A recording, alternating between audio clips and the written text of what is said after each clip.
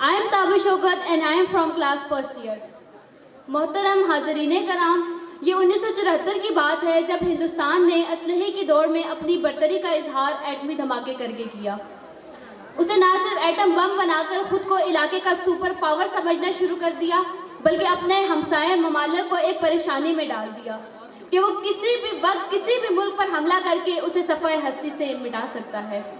भारत का जिस तरह का रवैया था उससे कुछ भी तवक्को नहीं किया जा सकता था।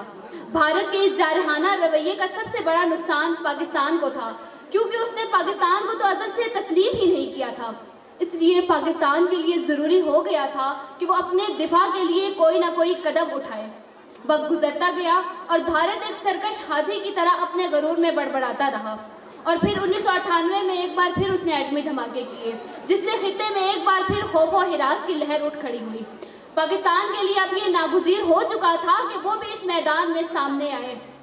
बिलाखिर 28 मई 1998 का वो खूबसूरत और रोशन दिन यादगार बनकर सामने आया जब पाकिस्तान ने एटमी धमाके किए।